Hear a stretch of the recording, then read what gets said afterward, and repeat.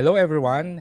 This video is the full conversation that I had with Miss Alex Javier of Kind Beauty PH for the 80% podcast. Special shout out goes to Dell Technologies Philippines for making this possible. Do check out the other conversations that I had for this series by subscribing to the 80% podcast on Spotify, Apple Podcast, or wherever you listen to podcasts. Enjoy watching.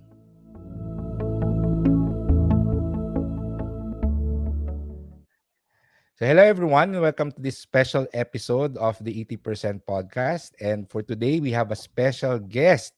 So I would like to introduce to you Miss Alex Javier. Hello, Alex. No. Hi, Fitz, and everybody listening to this podcast. A very good day to all of you. Very excited to be here. All right. So sa mga hindi pa nakakakilala sa iyo, Miss Alex, kindly introduce yourself and what you do. Okay. As if mentioned, I am Alex Javier. I'm the owner, founder of Kind Beauty PH. We're a beauty brand, so that's budding in the beauty industry right now. So mostly what I do, what I've done is I've started up this brand from the ground up. So here we are. So you're saying that Kind Beauty is a beauty Mm-hmm. brand, tama ba? Oo. So Yes, what are yes, that's the right. products? What are the products that you sell? Okay. Um, we're very much known for our brushes, actually. Um, I know that there are a lot of brush brands out there, but somehow, thankfully, the market was really glad to have found our brushes specifically. So, Kind Beauty has already been around for a year, but Mm. it was during February 2020 that we really gained that traction to become more well known in the industry because it's a really competitive industry. So brands are popping up left and right, and we really did right by our brushes. We became very well known for them, but we're also launching other products in the near future, so you guys should watch out. But I can't spoil it here. Pero yun, it's something to look forward to. And as a brand, I think I'm really focusing on offering something of a unique experience for my customers. Na something very intimate and personal because I know my customers really well and on a personal level. Yeah, I would like to share na in preparation for this interview, I kind of searched about Kind Beauty, Talaga specifically po. on YouTube, no? And one of the things that I noticed, karamihan ng mga makeup and beauty video bloggers, sinasabi nila lagi, ang hirap daw hanapin nung ano mo, nung products mo kasi lagi daw out of stock. Kailangan daw mabilis ka, no? So, Opo. natutuwa naman ako. Opo, thankfully, no, yun yung mga naging problems namin, which is yung pagiging out of stock. I'd like to see it as a good problem na bigla na lang parang nag-rush ang customers to be able to experience the brushes for themselves kasi I don't know if napansin mo they mostly use the term totoo ang chismis daw. So na malambot nga yung brushes and that they are as good as people say na without exaggeration, without the hype. It's just really, really good brushes. And the message of it also, I think, really appealed to a lot of consumers. Kasi, yeah, it's a good message, I think. Yeah, I think yun din yung number one na comment ng mga napanood ko na video vloggers. So, sobrang lambot daw ng mga brushes mo. And it Yeah. was my first time to actually discover na, marami pala talagang brushes sa makeup.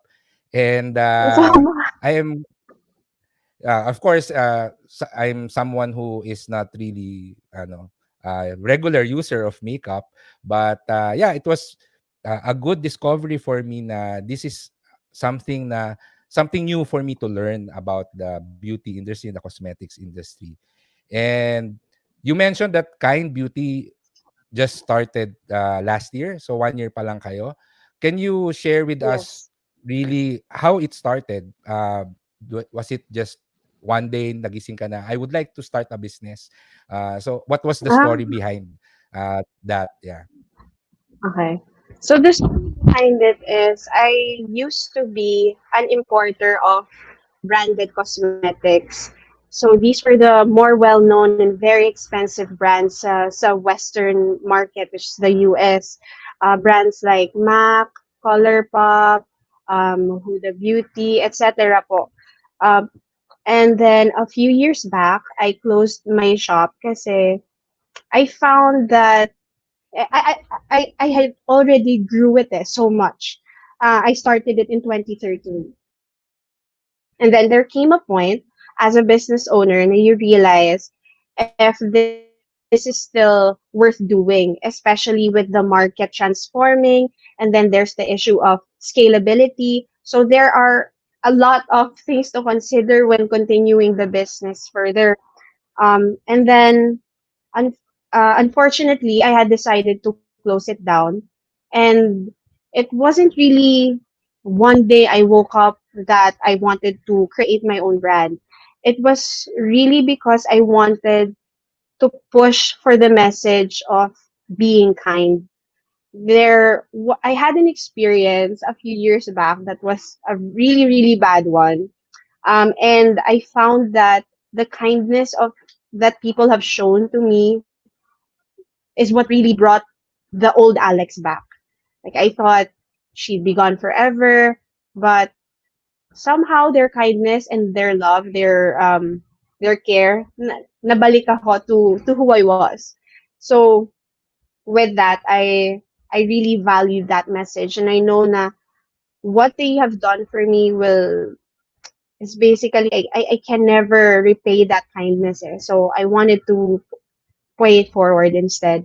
And that's why I decided to push with Kind Beauty. Um, yeah, that's the that's the long story short. But Kind Beauty is really so close to my heart. It's really a brand that is very well connected to who I am as a person. So to be able to use my products to convey a message to my consumers and to my platform, is really the icing on the cake. Like having a business is fun and worthwhile, but the message that I'm trying to share to people is yun yung parang nagpapahimbing ng tulog ko sa gabi, knowing that I'm doing something deeper than just releasing makeup. Yeah, I admire you for that, no? Kasi you're not just selling a product, but you're actually also using your business to promote a message. And I guess that's the reason why you named your brand as Kind Beauty. Kasi very unusual for a cosmetic brand, 'di ba? Kasi usually dapat medyo chic or fashionable yung Yeah. name, business name, no? So, was Kind Beauty your first choice for naming the brand? Yes, it was the first and only choice. I really wanted yung kind to be there. Like, yung talaga yung root and center ng brand ko. Yeah, and especially well, in recent months, no, na of course people are really um, nagiging mga nag-aaway online, especially on social media. And it's really admirable uh, na you are stepping up your brand to be able to promote kindness through your product. And siguro, let's take a step back. And I'm actually curious, since you are in the cosmetics and beauty industry, I'd like to know, at what age did you discover makeup? Ah, anong age ka Ah, unang na-curious sa pagme-makeup? this one is a kind of a sad story ng konti. I remember in college kasi my classmate had yung mom niya who was abroad na pinapadalhan siya ng MAC Cosmetics. And MAC at that time, and this was around 20, 2012, 2013. Ay, no, no, no. I'm sorry. Way back than that. College. So, 2009 po, mga ganon, 2010. Um, so meron akong classmate na she kept receiving makeup from her mom abroad. And I was too shy to ask to try it kasi I know it was really expensive. So at that time, I really couldn't afford makeup kasi we weren't well off and I only had a scholarship then. So talagang nandun yung nagsisave talaga ako. I knew my priorities and makeup wasn't one of them. And then moving forward and when I got my own job, that's when I started exploring makeup. And ang in-explore ko na makeup was the US brands also kasi I knew that the quality was good. I knew that it was something that would not disappoint me, that would really parang build my collection. Uh, so that time, the choices here in the Philippines were the famous Ever Bilena, Nichido. Unfortunately, the quality at that time was not up to par to what I wanted. So talagang I went ahead and bought the more expensive one. So that was really the time na I dabbled into makeup. No, when I could afford it myself, when I had the money to do so, and when I had the reason to reward myself. So that was college. College ako nag-start. So ang paggamit ba ng makeup, what does it do to a person? Does it really help build self-esteem or build confidence? In your Oh, this is experience, a great question. yeah. In your experience, This is a what great does question. makeup do to you? Yeah. In my experience, previously in the previous years, makeup was really used to cover your imperfections, cover your insecurities, and it really did work. It really worked. Like you really do feel more confident. You carry yourself well.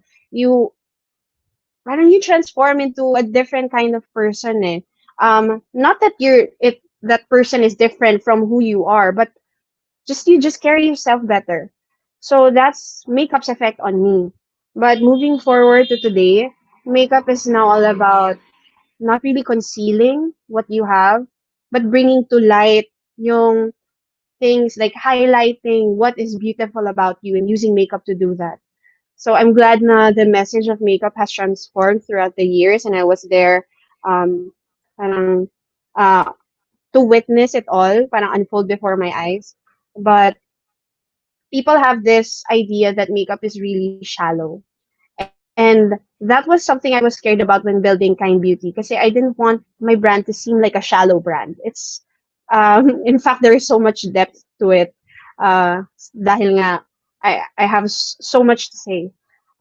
So I'm glad that the message is transforming and I'm glad that people are more and more parang using makeup to heal themselves and to love themselves. I don't see any shame in that, and I think that's something to be proud of.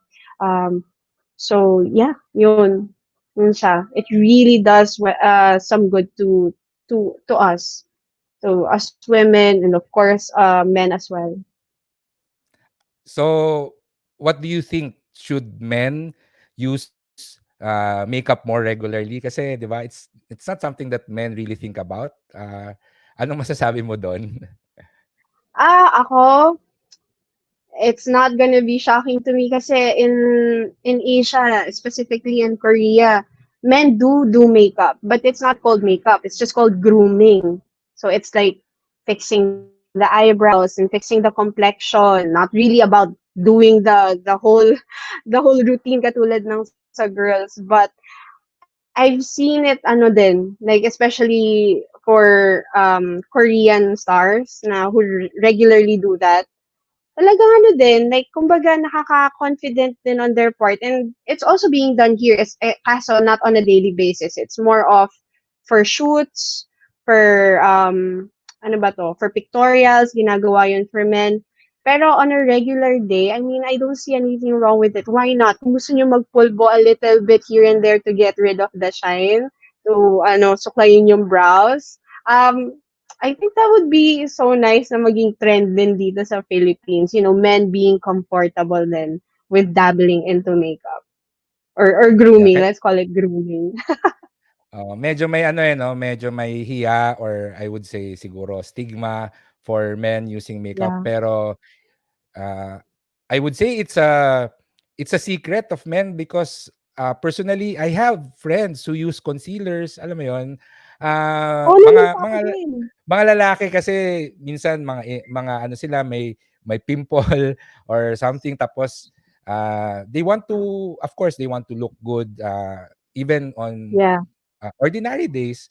And of course, they're not really open about it. But I do have a friend who's not ashamed na ay maglalagay lang ako ng concealer kasi ano kita na yung scar down nung ano niya, nung pimple niya, something like that. And Oo, yeah, okey lang yun talaga. yeah, I would say it's something that men should be it's something that men should also be open about. And as you've said, no, it's not really. I like what you shared that it's not really about concealing kung sino ka, but it's really using Mm, makeup to highlight who you are. And yes. I remember who is this actress na well known for the parang nunal sa upper lip na si can't remember si Lorna Tolentino. Ayan. So Ay, oh our my local gosh, yes. Okay, an OG, oo. yeah. Yeah, and I remember watching an interview sa kanya na parang hindi ba raw siya nako-conscious dun sa nunal niya, dun sa Nunal upper niya. lip, but yeah, and sinabi niya it's actually what makes her look stand out sa ibang mga actresses dito sa Pilipinas. And parang na-share niya din 'no na Tama pag nga. nag 'pag nagme-makeup siya, ano pa 'yun, pinapa-highlight pa niya. I don't know what do you apply dan para mas maging dark, para mas maging noticeable kasi 'yun yung naging trademark niya. So, in a way, I guess that's what makeup can do. It can highlight your unique qualities. It can help you bring out what makes you unique and what makes you beautiful, no? So, uh, Yes. yeah. So I also learned that you are a nursing graduate and telecommunications professional. So, syempre, you're Yeah. not in the cosmetics and beauty industry. So, how did you end up dito sa industry na to? What was your journey? And how did you discover that you're really passionate about beauty and cosmetics? So, could you tell us more how you discovered your passion? Sure po. Like as I mentioned earlier, I was a nursing. I was on a scholarship when I was studying nursing. So, it wasn't really the course I wanted or preferred. But because there was a scholarship, it wasn't an opportunity that I was going to take for granted. So I pushed for it. Fast forward when I graduated, I passed the boards. Nagkatrabaho na po ako and it wasn't nursing related. And I was glad it wasn't. It was ano eh, it was a company, a pharmaceutical company. So I brought in the knowledge that I had during college, but also I learned so much about sales. And sales for me previously was very intimidating. Like I knew right off the bat, no, I'm not a salesperson, ganun. Like it was just too intimidating of a profession for me. Pero I'm glad na when I was there na, I found out na there's not much to it naman pala. As long as you believe in the product that you're selling, it's I don't consider it selling. Parang it's me sharing the information to consumers to educate them that this is a good choice for you. So, natutunan ko na meron pala akong talent sa pagbebenta. Now, when I was already working, I had already, syempre, I took the time para aralin yung job ko at hand. After that, nagkaroon ng opportunity na uuwi po yung kamag-anak namin from the States to visit, magbabakasyon. And so I said, magpabili kaya ako ng makeup? Kasi ito na yung chance, no? Balikbayan box, libre lang yung shipping. Parang, this is a good, this is a good thing to try. So I did. I started with 10,000 pesos na inutang ko pa from my tita that time at hinulugan ko sa kanya. And then Um, Doon ko nag-umpisa na i-alok siya sa mga kaibigan ko na mahilig din sa makeup, na alam kong katulad ko, kikay-kikay din. So, bumili naman sila, ganyan. And then, nung nag-deplete na yung stocks ko, sabi ko, how do I make this work? Like, that was 2013, 2014. How do I make this work? How do I turn this into a business? Kasi I'm having so much fun. Pag makeup po kasi, ang saya-saya niya pag-usapan. Uy, ang ganda ng blush na ganito. Like, it's not gonna be a hard sell eh, kasi it's so beautiful and it has its benefits, tapos it's branded, it's, alam mo yun, talagang parang you feel so rewarded talking about makeup. So, yung excitement na yun, hanggang ngayon, ganun pa rin ako ka-excited talking about makeup. Doon ko na naisip na gawin ko kaya ito part-time. So, once I figured out, the logistics part, which is the most difficult part, the importation, how I'm gonna do that, how I'm gonna do that consistently if I'm going to turn it into a business, um, doon na nag-continue yung, of course, there were so many struggles as well, but doon na nag-start yung wave of me doing it. And I did it for, I think, 5 years. So, the entire time I was employed, I was also doing this on the side. And I was so happy then kasi it's not technically um, parang bawal. Pero you don't talk about it openly with your coworkers kasi baka malaman ng boss. They might get the wrong impression that you're not focused on your job. And so, thankfully, yung mga katrabaho ko that time kept my secret. They supported me, they cheered for me, pero uh, low tone lang na hindi malalaman ng mga boss. So that allowed me to continue the business for years and years to come. And then eventually hanggang sa alam na nung ibang boss na nagbebenta ako. So sa akin na rin sila bumibili. Um, so ayun, it started like that. And I think an important part na gusto ko i-highlight is inumpisahan ko siya na sideline. Kaya I had that room to explore kasi I had a safety net which was then my job. So I could pay for bills, I could pay for my needs, I could pay for my rent. Um pero I could do this at the side, earn something also, and then yung earnings ko na yun, yung pan-reward ko sa sarili ko to enjoy myself. I got to travel a lot. Talagang it really parang completed who I was back then. So, it kept me so busy weekdays and weekends kasi ako yung nagde-deliver, ako yung nagpapack. But it was so fulfilling talaga. I look back at those times na sana nagpahinga na lang ako or sana natulog na lang ako. I should have just enjoyed myself, put my phone down. Pero I have no regrets whatsoever. It was the most fun. Parang golden years ko siya. So, that's how it all began. Like, yun, ganun siya kasaya. Like, looking back at it Yeah, now. Saya talaga yeah. niya. Actually, ramdam na ramdam ko yung passion mo sa Asa cosmetics. talaga. Kasi, um, nung sinabi mo that you can talk about it for hours and hanggang ngayon, gano'n ka pa rin ka-excited.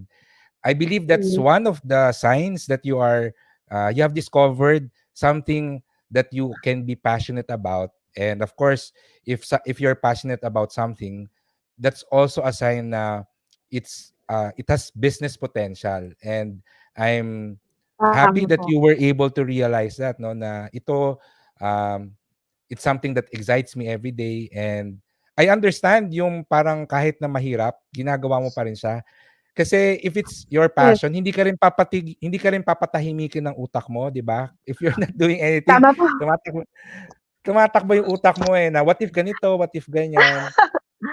'Pag may entrepreneurial mindset napansin ko po, gano'n nga po talaga. Kasi may friends naman ako na hindi, okay? And there's nothing wrong about that. We all have different paths to take. We all have our options.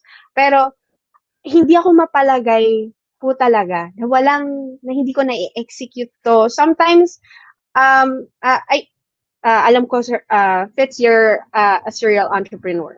And ako, I try to be. I try to be. I try to dabble into different things, see what works. And I failed so many businesses in the past. Pero nasatisfy yung question continuously running in my mind kung if I can do it, how can I do it? Parang even though it failed, I got my answer. So, yun, parang pag nakuha ko yung sagot ko, pwede na akong, I can lay it to rest and then move on na. So, yun, tama ka. Yun talaga, yung continuous na may kumakausap sa'yo sa isip mo na, what if gawin ko kaya to? Hindi ka talaga patatahimikin. That's true. And when people ask me kung paano ba daw nila ma-discover yung passion nila, my answer is always to start with curiosity. Just be curious with the things around you. Try many different things. And then one of these days, 'di ba, merong biglang magki-click sa'yo, something will really feel right, and you know that's already your passion. And I guess Yes. that's also your story, no? Ganon din yung nangyari. It's not something you planned. I can imagine hindi mo naman naisip nung college ka na you will go into this kind of business, 'di ba? Opo, hindi po talaga. Siyempre, the career path for a nurse is makapag-abroad. So, tiis ka ng konti, a few years here in the Philippines, and then tsaka ka mag-enjoy pag nakapag-abroad ka na. So, yun yung path talaga for all nurses. You can also do yung teaching, pero yung path na tinaka ko like, was so far from that talaga.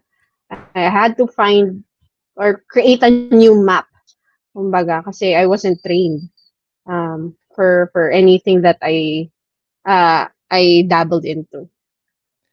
Yeah, and you also mentioned that there were a lot of failures dito sa Mhm. entrepreneurial journey mo, but now you're busy with Kind Beauty, and siguro I'd like to ask, ano yung best lesson that you've learned from all the previous failures that you've experienced prior to putting up itong Kind Beauty? What was the most important lesson na dinala mo nung tinayo mo yung Kind Beauty?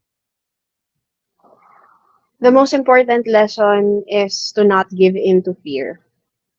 Kasi pansin ko po 'pag negosyante ka kailangan may tapang ka, eh. Kasi yung tanong lagi, eh, paano kung pumalpak 'to? Paano kung malugi ako? Yun yung dalawang nakakatakot na tanong para sa isang negosyante. Paano 'pag nalugi ako? Kasi pera na yung kaduktong nun, eh. I mean, it would be foolish to talk about business and passion without talking about the money side, the actual business side of it. So, yun yung nakakatakot talaga. And like I said nga, dahil ang dami ko ng failures, marami na rin akong pera na, alam mo yun, na I could have used for something else. But like I said, I don't regret it. Um, it just allowed me to have more courage dun sa next ko na gagawin. And pag if you give in to fear talaga, it will paralyze you. Yun yung lesson na natutunan ko. And also, like kung malugi ako, natutunan ko din po na, and kunwari may pera involved sa pagkalugi ko, it's fine. It's just parang one of those lessons na you paid for. And hinahalin tulad ko siya to school na with school, nagbabayad ka ng tuition. So, eto parang nagbayad ka lang ng tuition sa life, Alex. Parang gano'n. Okay lang yan. Para ka lang nagbayad ng tuition fee. May natutunan ka naman. So, yun lagi yung voice in my head para hindi ako mag-panic at hindi ako mag-give in sa takot. Yeah, I would agree with that, no? And yes, indeed, yung mga failures natin, it's always something that is teaching us. So meron laging lesson na matututunan. And kung mawalan man tayo ng pera, I also have the same mindset na binayaran ko yung tuition to learn the lesson. And I'll make sure na hindi ko sasayangin yung experience by actually learning not to repeat the same mistake in the future. And totoo yan, no? Diving into entrepreneurship is a leap of faith. That's why yung logo din nung blog ko is the man jumping, no? Kasi it was Yes, also the I same get feeling. Yeah, it was also the same feeling when I started my first business. And actually kahit na marami na akong business na naitayo. Lagi pa rin may doubts, meron pa ring fear. The important thing is not to let those feelings stop you. So dapat you still pursue it. You still continue, especially if it is something that you are Mhm. passionate about, no? But Mhm. let's go on the practical side of things when running a business. Of course, may Sure. mga challenges 'yan, may mga kailangan tayong mga matutunan ng mga strategies, especially if you're the business owner. Minsan you are forced to learn yung mga administration, accounting, etc., no? And Taxes. taxes, exactly. But I would like to ask you, when it comes to technology, um, how is Kind Beauty using technology to grow the business? Ano ba yung naging role ng technology sa'yo? Ito po yung pinaka-practical advice ko po regarding that question. I love this question kasi I really am all for technology. Kasi the purpose of technology is to make things convenient so you can do things faster. And when you're a business owner, you need those two things. You need time and you need it fast. So I don't scrimp on technology po. Like hindi ako nagtitipid. Pag technology, if it has the specifications I need, if it has the features I need, no doubt about it, I will buy it. Hindi ako magdadalawang isip. Kasi it's an investment for me eh. Kasi I I'm allocating so much time and effort into my business. And I can't afford na I have a device or I can't afford to have technology that will fail me. Kasi it should work for you, not the other way around. So you use it, you put it to good use. So yeah, that's I love technology talaga. I enjoy so much all the releases, yung pag-evolve niya through the years. Um, especially no since technology is what gave me my platform para makapagbenta online and enabled me to reach out to my customers. So it would be very foolish for entrepreneurs today not to make use of technology. Yeah, so ano ba yung mga gadgets na gamit mo ngayon? Can you share? Yung gadgets ko po, well, I have my phone. It's a Samsung phone and yung desktop po is by Dell, of course. Uh-huh. It's by Dell. Pero naka-desktop po talaga ako kasi pag mag-work ka talaga parang kailangan naka-set up talaga yung office eh. I know a lot of startup entrepreneurs, mga solopreneurs, as they call them. Mhm. These Mhm. people, they need portability naman, no? So I guess Yeah. uh, a laptop would serve them very well. An example would be actually me. I am pre-pandemic. I was always outside. I Opo. find comfort in working sa mga co-working Co-working spaces. spaces. Yes, I've Yes. heard. Opo.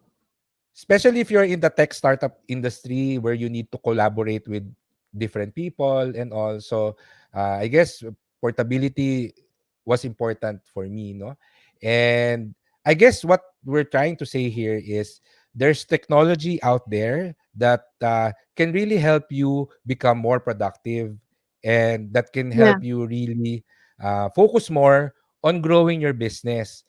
Kasi meron akong kakilala na ang bagal-bagal nung laptop niya ta's ayaw niyang palitan. So sabi ko, yung Opo. time spent na hinihintay mo mag-boot up yung laptop mo, sana Naglo-load siya. nakagawa ka na ng prospect list for your business, alam mo yon. So sayang yung oras. Of Yes. course, as an entrepreneur, 'di ba, time is money. So sayang yung oras mo, and what if biglang mag-breakdown pa yung laptop mo, di ang dami mong files na hindi mo na backup na kailangan mong i-retrieve, so sobrang hassle niya. So it's really important na to be able to have reliable gadgets that will help you run your business better, no?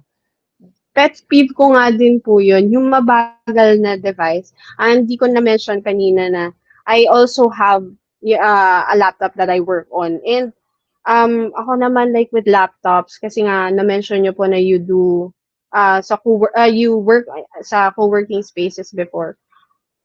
Sobrang importante na mabilis siya, matagal yung battery life, and magaan. So, yun yung mga parang things to look out for when purchasing a laptop na it doesn't matter, guys. I mean, it's a given that it's going to be pricey.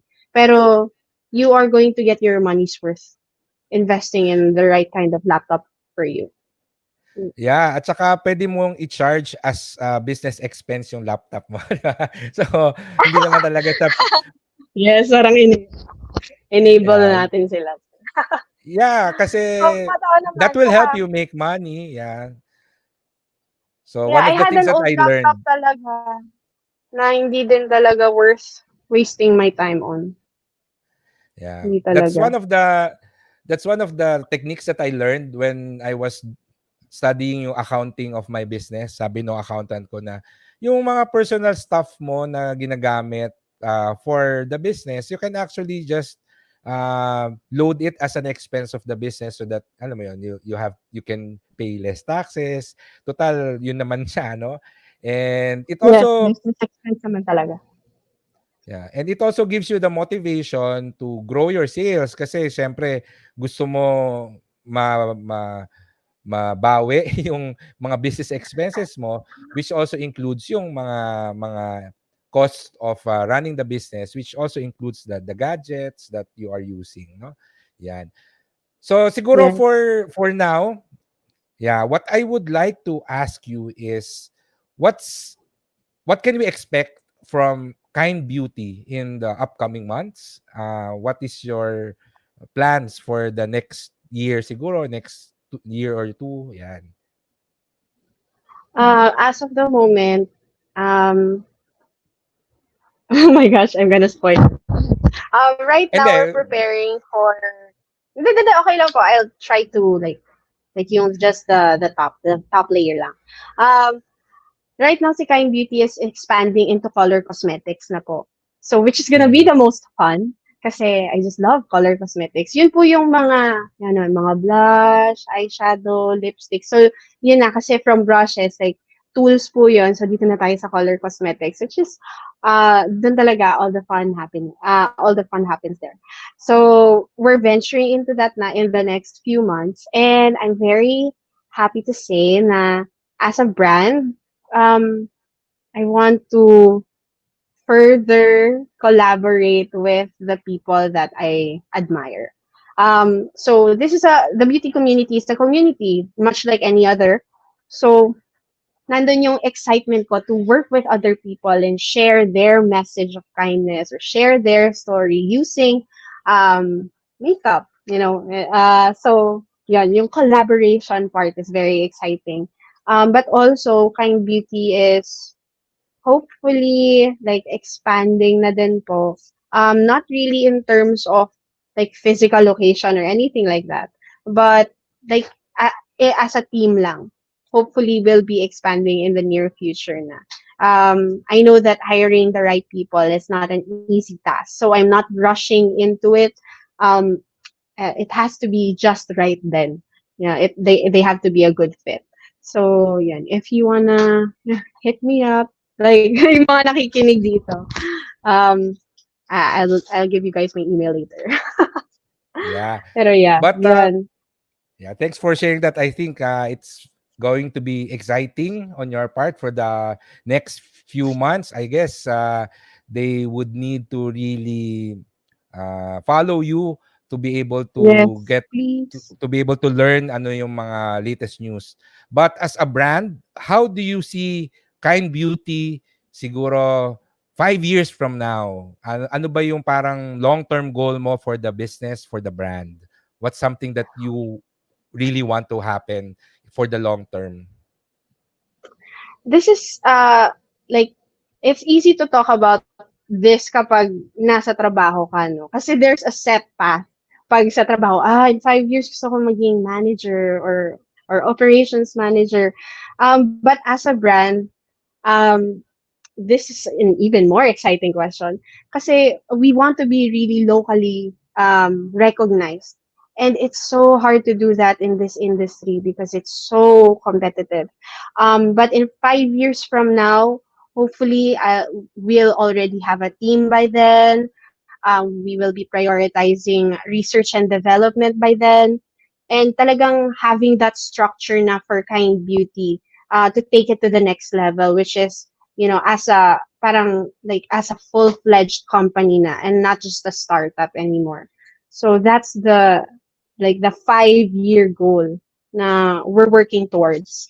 So sana mangyari talaga yon. It's going to be such a beautiful journey, I think. Kasi Fitz, ever since college pa ako, you know how you watch series, tsaka mga movies, and then, 'di ba, sometimes there are characters that appeal to you more than the rest. I noticed na it's always the characters with the independence and who build yung may-ari talaga ng companies, yung mga characters na naa-attract ako.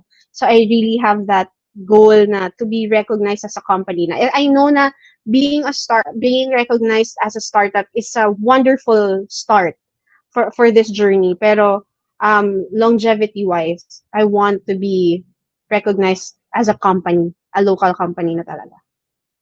Can you mention a series or a movie that really hit you pagdating sa inspiring you to become an entrepreneur? Yeah. Okay. I have two. The first one was One Tree Hill, si Brooke Davis. She had a retail company. And then the second one is Gossip Girl, si Blair. She also had a fashion company na uh, na minana niya from her mom. So, sila talaga yung, like, they're very strong characters na naggustong gusto ko talaga. Like, yung iba kasi, like medyo love life yung storyline nila eh. Etong dalawa talaga nandun din yung love life and the business aspect sa character nila. So, yun talaga yung mas gustong-gusto ko talaga. Uh, yeah, I really love Yeah. that. Like yun talaga yung mga heroine ko. Yeah, I am also a fan of Gossip Girl. Guilty pleasure ko yun dati. And yeah, I actually Fun. like yung outgoing personality ni Blair. And of course, she's well known for that specific line na destiny is for losers. Parang if you want something, you go get it. Yes. It's not verbatim, but I are you familiar with that Ah, meme? Yeah. yes. Yes, yes, yes. Kasi ano talaga siya, go-getter talaga siya eh. If she wants something, talagang she's gonna chase after it. Yes. So So, yeah, I I'm love that glad that about her. hello, yes. So I'm glad that we agree on that, no? Kasi deep inside parang mas gusto ko rin si Blair sa yung character niya dun sa Gossip Girl. Although syempre a lot of my friends consider her as the villain, pero sabi ko hindi naman. So Mm. ano siya eh. Complicated yung character niya, but I also like her, no. So yun, bigla tayo naging Gossip Girl na And she kwentuhan knows dito. what she wants. Yeah, That's she right, knows that's what she right. wants kasi. Mm. Okay. So siguro before we end, no, I'd like to do a little bit of role playing with you. So pretend that we're in a Kind Beauty product launch event. Tapos I'm one of the invited guests. So let's say that I approached you and then sabi ko sa iyo, Miss Alex, sobrang fan po ako ng Kind Beauty and dahil sa inyo, na-inspire ako na maging entrepreneur din someday. Gusto ko rin magnegosyo. Ano po bang advice ang mabibigay niyo sa akin para maging kasing successful niyo ako? Like, ako, I would advise, actually, I do get some messages like that. So, I have prepared for this moment. Ano po, I would say surround yourself. Fits, surround mo yung sarili mo with the right people, ha? Kasi having the wrong people around you will pull you down. And you will continue to question yourself every step of the way. So you need to be around the right people. They will enable you, they will encourage you, and they will push you to the right direction. And having said that, like, wag mo rin pabayaan yung sarili mo. Like, kasi this is going to be a tough journey if you really decide to take it on. So be sure of yourself as a person. Take care of yourself kasi you will take care of the business. So, Um, so yun, that's the advice that I will give. Like, like, yun. Ang deep. Yeah. Ang deep. Well, that's actually very beautiful. Siguro, ito, super last question. Kasi I know that yung mga brushes mo na may nakalagay doon na be kind, no? Tama? And Yes. I'd like to ask you now, how important is kindness? Gaano ba kaimportante ang maging mabait or maging kind sa sarili natin at saka sa ibang tao? How important is being kind in today's world? It is so, so important. Sir, my gosh. Like, this is the winning question talaga. Like, why is it important to be kind? And with kindness kasi, it's a one-way thing. It's something that you give to others or to yourself without recognizing what can this do for me? Like, anong kapalit nito sa side ko?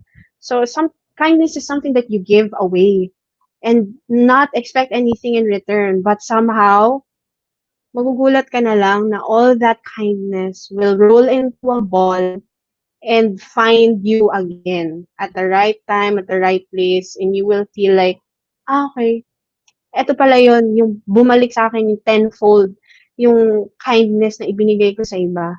And you should not take that kindness for granted, yung binibigay mo to other people kasi it heals people. Diba? Like if like let me say it simply na if people weren't kind to me in my entrepreneurial journey, I would not be here today. Kasi being an entrepreneur is hard enough as it is. But can you imagine not being showered with love and support and kindness during that journey? Parang as an entrepreneur, saan ka pa pupulutin then?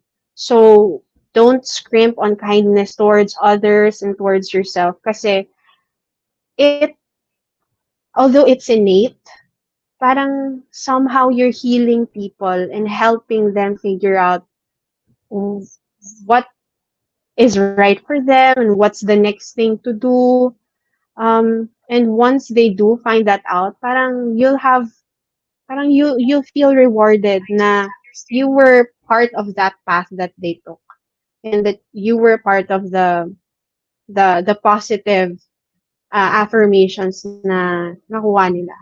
So yeah, please don't take kindness for granted talaga. It's meant to be showered everywhere. Alright. Nako, maraming salamat, Alex, for sharing your time and your story with us. So, to end, siguro, if people are interested to learn more about Kind Beauty, they want to know when you are launching your new products, where can they go? What are the social media accounts that they can follow and where they can contact you? Okay. Um, Hi guys, so if you want to know more about my business and how it's doing and how I've managed to grow it, because I'm very transparent about that, you can connect with me on Kind Beauty PH. That's on Instagram where I'm most visible.